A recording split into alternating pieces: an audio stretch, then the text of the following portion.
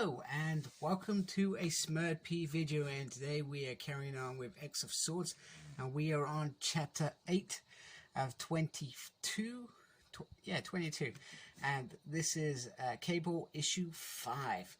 We got a nice bit of art on there. It has a real kind of aliens feel to it, and they've recently announced the Aliens I don't know, versus Marvel thing. We've seen a bit of artwork in the background. I haven't really actually paid attention to what it's about, but anything to do with Aliens versus X-Men, I'm gonna say it's pretty cool.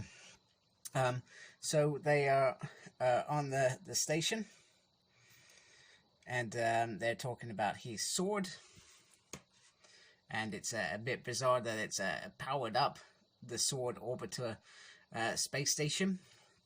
A bit thing, but he, Cyclops says he was happy that Cable wasn't running around with his gun in anymore. However, with thousands of people that should be on this station, there are none. Now that is the puzzle. What has happened to them? And tell me when it happened. What issue? It must have fed off something at some point. Perhaps in the X world, perhaps in the Marvel world. Tell me. I would love to have a look at it. Maybe it doesn't happen in the comic books we're just seeing. This is just fed into this story. So this is written by Gerry Duggan, and Phil Noto is on the artwork, which I gotta say I do like. It's kind of like weird. I mean, it's a space station. It's not gonna be an overall colorful place anyway, as far as I'm concerned. Scott says, are you feeling anything? And Cable's like, no. He goes, I'm talking to the telepath. He's like, I am a telepath. He says, you don't practice enough. So they decide to split up, and that they should stay safe, stay in contact.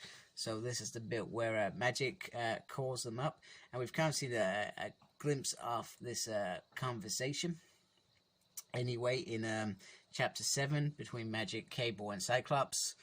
And it's a sword, not a spark plug. It shouldn't be powering up a space station. And also, not everybody drafted into this tournament is a warrior. And she reminds him, I need you back, because you're somebody who can watch these people with less experience back, which is important. And Cyclops says he thinks that the sword should be given to him to deal with, and not Cable, so to speak. And Cable says, he says, we're no better than humankind if we send our children in to do our fighting, which is a nice moment. If you remember how Cyclops' reign of leadership ended, it was because he had got all these children up to be leaders and to fight as X-Men. So he's kind of swayed the other way now, I guess, instead of thinking that everybody should be a warrior. And I know death doesn't matter on Earth, for example, or perhaps some other places in space, etc. But in this world it does. So perhaps he's a little bit scared as well, I suspect. Nobody wants a kid, but Cable says, I'm already a warrior. So Jean Grey stumbles across this person, and this person talks about the people that were it was over so quickly. They were taken apart so quickly. Half the station was dead before they could even regroup. Half were then gone like they never existed. And they were the lucky ones, apparently, because if you're dead, you don't have to deal with what's going on here.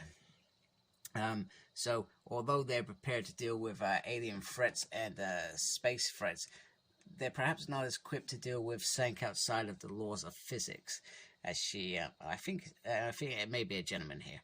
I'm not entirely sure, to be fair.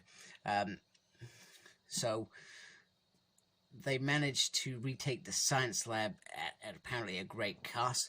We will never know about those Grundons. And they suspected some sort of virus, and all the people that are in there that could tell us it's a virus are now dead. But with the power off, it was contained now that the power's back on, it's no longer contained. So the door that Cable and Scott were outside before, they're about to go in there. Sorry, I've jumped ahead there. They've just gone in there. But anyway, this person says, I can't, I'm done. And just pulls the lever and disappears. So everybody got murdered on there, and Scott and Cable kind of debate, was it part of Sarturian's plan to find this and hope that it killed them?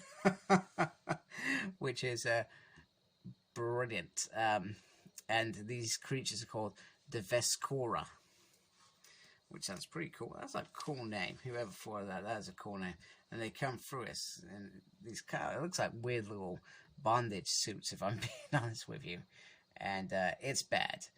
So they grab their guns, optic blast, and even some psi-kinetics powers does the trick as well. And the only way to stop it is by switching off the power off. So Gene has a look into them, and you can see this probably looks like a massive kind of either a ship or kind of portal that feeds into some world, and these things are just pouring out towards them. So it's no time to hold back. It is time to let loose Cyclops while we just until you can switch it off so that the power to this bridge is stopped. So it's off, and we get a yes, great job, proud of you, son, which seems a bit over the top in my mind, but that's not heroic, or it's there. It's not a big deal. The peak, I just feel like it's sometimes condescending with a relationship that's it's probably one of the weirdest relationships. I think it was fine when he came back as an adult, and they finally got to realize that, hey, I was there when you grew up, and now they've done this second part where he's a young adult, but he doesn't remember this. Either that, or just didn't tell them about it. So I mean, he must. It's bizarre. I mean, young Cable goes and kills old Cable. Old Cable doesn't know that young Cable's going to kill him. It just doesn't make sense in my mind, because that young Cable is going to grow up to be that Cable. Yeah, bizarre things, and I'm not a fan of it. I thought it was okay. It was kind of cool. So Cable comes back, and he makes a little joke saying, "Doug, it's good to see you. I had no idea you were a swordsman." He says, "I'm not." And we get the little spill sword, the Light of Galador, and Cable tries to rename it the Light of Krakon, but Magic says, "Don't rename your sword. That's lame." And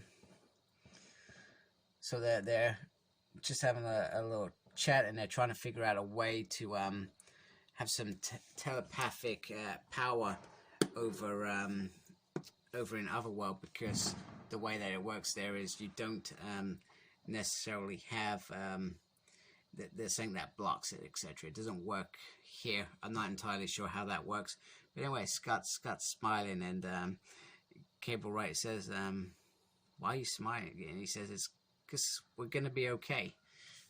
So I like that. I thought this was a very straightforward issue. It's just another issue that is feeding into this bigger picture, which is working. I feel it works. I'm liking each swordsman's little kind of tale.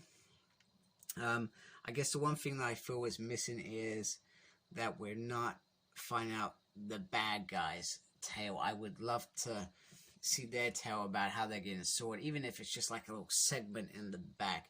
I think I would have found that quite awesome, because at the moment we care about these X-Men characters.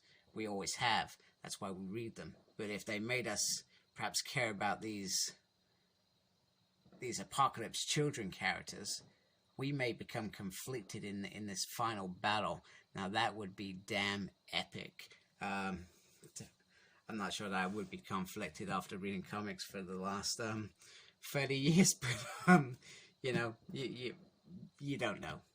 I would find that interesting. So thank you for watching. Like, comment, please subscribe to my channel. I'd really appreciate that. Follow me on Facebook. My page is SmurredP. Follow me on Twitter at SmurredP. No idea, tweeting and stuff. And I'm on Instagram, PsychopsSmurred. And embrace the geekiness. Take care and have a good weekend. Have a good weekday, whatever day it is you're watching this. Take care. Goodbye.